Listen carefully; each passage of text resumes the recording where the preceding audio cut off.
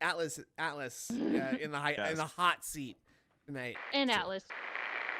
Goes by the name of Atlas the Bookkeeper. How you feeling, my friend? There you go. Yeah, guys, I hate to say it. I think we're shot, as you can see. I mean, I'll try again, but I've now been doing this podcast for 1 hour and 6 minutes. I've been trying to do this for about 50 minutes of the podcast.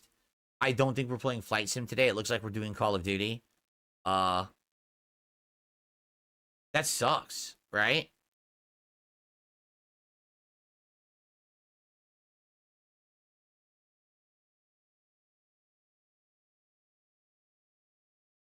Ugh. You donated to Wings of Redemption? Well, if you consider that a donation, remember, if you're contributing to me, it's not a donation, all right? I think I'm going to try to close this again and open it one more time, and if it doesn't work, I give up. I don't know what else to say.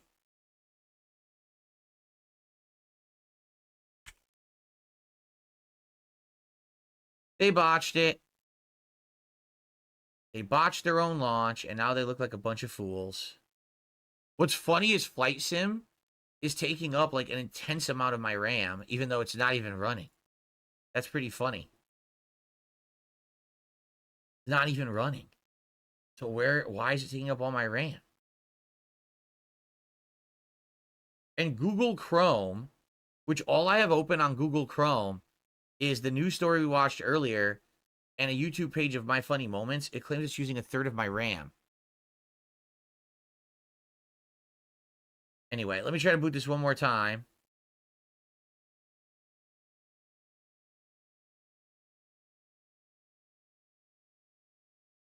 Not looking very good.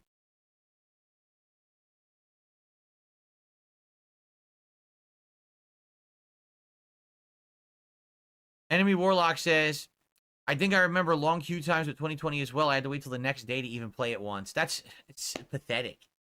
Absolutely pathetic. Why? Right? Yeah, so it looks like we're doing Call of Duty today.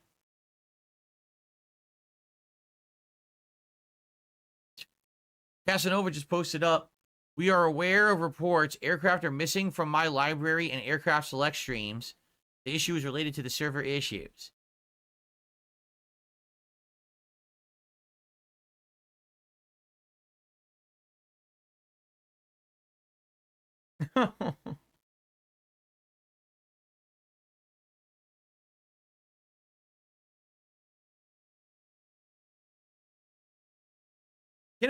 All right. Let me ask. I gotta present something.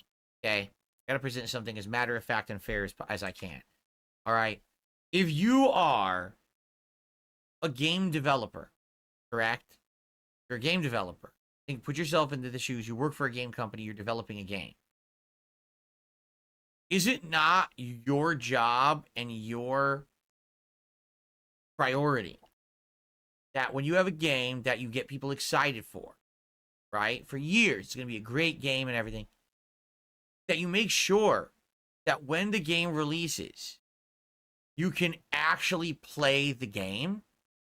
Is that not the biggest priority? Like, for example, in any product, when you open a restaurant, isn't it not the most important priority the day you open the restaurant that people can come inside, sit down, and eat a meal? When you own a car dealership, is it not your biggest priority to make sure that when someone purchases a car, then they can get in the car, start the car, and drive the car off the lot and use it? Immediately once they buy it, that should be the priority, correct? Why is it that with video games, imagine movies, you buy a movie ticket, you go to the theater, you sit down in the theater, and then all of a sudden they say, sorry, the movie doesn't work, come back later. No, I'm here now. I paid for my ticket now. I want the movie, goddammit. And if you don't give it to me, I'm going to go to the food court. I'm going to take one of those foot-long hot dogs, and I'm going to shove it right up.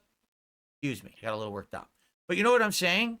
Like any other business, the whole priority is that you pay and you get what you paid for. Why is it that with video games particularly, okay, you buy the game, and then you don't get what you pay for, and we all just accept it as a part of the cycle, right? I don't understand this. Any other medium, any other product you buy, it's like, okay, I get what I paid for when I paid for it. That's the deal. I give you monetary compensation. You provide me with a good service. That's you shake hands. That's it. It's what we're doing, right? But video games, it's like, I provide you money. You then randomly gamble on if you're getting something for it. I mean, eventually, maybe like a few days, a week, a month, 6 months down the line, you'll actually get what you were promised at the time of the original transaction. But why the hell is it that most video games these days have these issues? Microsoft Flight Simulator, okay, is a game that the vast majority of people who play will not ever use a multiplayer component in any way, shape, or form. People just want to learn how to fly a plane and fly it around the simulated world and enjoy. That's it. Now, I understand with Flight Simulator, there are components to a live server because what they do is they actually will simulate how the world is, like the weather and is it a night and day cycle? Now, you can change that. It doesn't have to be live, but they have that live component where basically it's trying to simulate what's really happening on the globe right now. And I think a lot of people enjoy that component of it, correct? But if it's launch day and you know that it's not going to work, why not disable that feature for launch day and explain to everyone, hey, everyone, just so you know, we anticipate we're going to have a lot of people who are going to be playing our game on launch day. Therefore, the live components, such as the live weather, this and that, we're going to disable them. We want to give people a chance to jump in and play the game in more of the offline capacity first, and so that everyone can get a feel for it. And then maybe within like a few days, maybe 3-4 days, when the player base is calming down a bit, then we're going to enable the live server capability so that we'll have that in sync. But for the most part, it makes sense. We're going to disable it first. We know there's going to be a lot of people playing at launch. That's why we're going to do it. I mean, does it take that much of a thought process? Do you have to be like a fucking rocket scientist to figure that out? Do you have to be like a PhD in fucking crazy levels of science? Or do you have to be a giant world-thinking philosopher to figure out that on launch day, people want to play your fucking game because they fucking paid for it and they deserve to play the game they bought? You fucking incompetent, mouth-drooling jackasses. How the fuck can you not figure this out, that on release day of a game, if you buy it, you should be able to play it? It's not a big, complicated issue. It's a simple fix, but these fucking game developers are morons. How they fucking can't figure this out, I don't get, and I've had enough of it. In 2024, I've had enough. It's time to call a moron a moron. This is a game where you fly around the globe in a plane. This is not Call of Duty where you have to shoot people in a multiplayer setting. It should work right now. Like this very fucking moment, I should be flying in a plane, not sitting in a stupid goddamn queue because these incompetent fucking nerds don't know how to make a video game.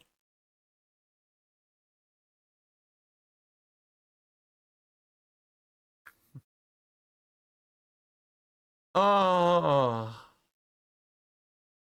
And the thing is, it's not that they don't have a track record of this happening. It's not like, oh, this is the first time. This has happened with every sim game. Sim City, this happened where they tried to launch and they had the live component on launch day and it didn't work and the game flopped. We have had failure after failure after failure after failure, and no one learns. There's a difference between book smart and street smart. These people are book smart. They're good at coding.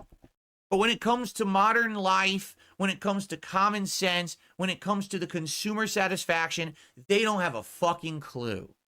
How the hell they didn't figure out that this game wasn't going to work on launch day because there's a worldwide sim component of syncing with Earth and everyone's going to want to play it once. I mean, duh, duh, duh.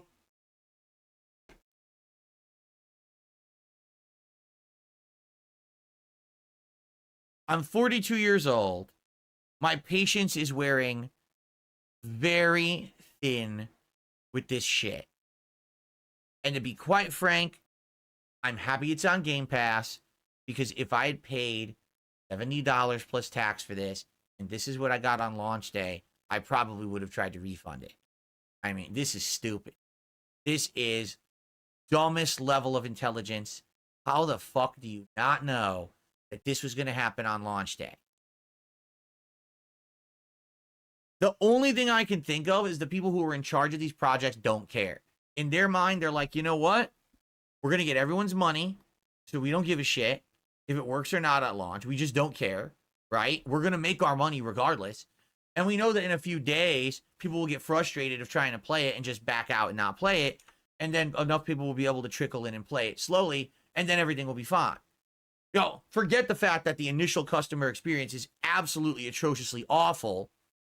But I think as an industry, we need to stop actually giving these people a pass. In 2024, and now it's about to be 2025 very shortly, we have to stop saying, oh, it's a video game, don't expect it to work at launch. No, it should be, oh, it's a video game, it works at launch, and if it doesn't, we refund it, and we don't ever spend our money again on that. And then they go out of business because they're incompetent. And then actual competent companies will step up and make games. Get it? You want to know the saddest part? Microsoft Flight Simulator is the big Microsoft exclusive of the year. It is. There's been no other major Microsoft exclusives.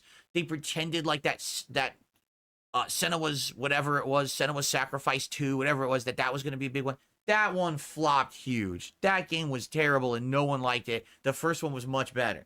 Okay, this was their big exclusive of the year, and it doesn't even work. But that's okay. Remember, this is an Xbox. My laptop is an Xbox. Yeah, too bad I can't play your fucking games on it, because they don't work.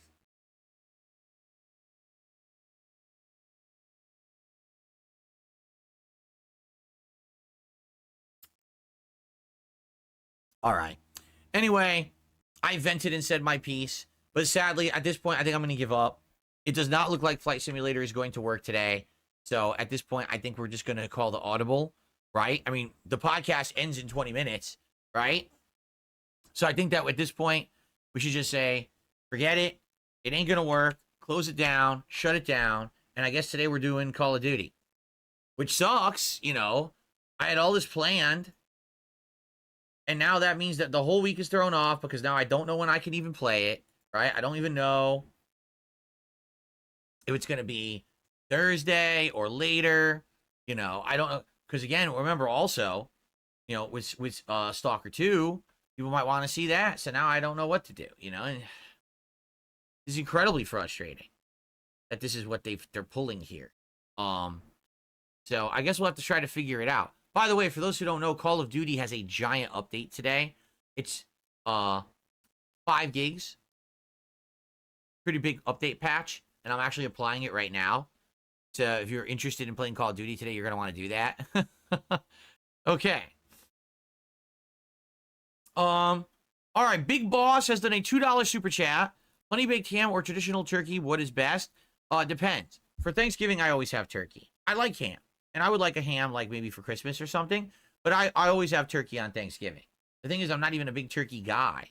But I think it's just a tradition. You know what I'm saying? Okay. A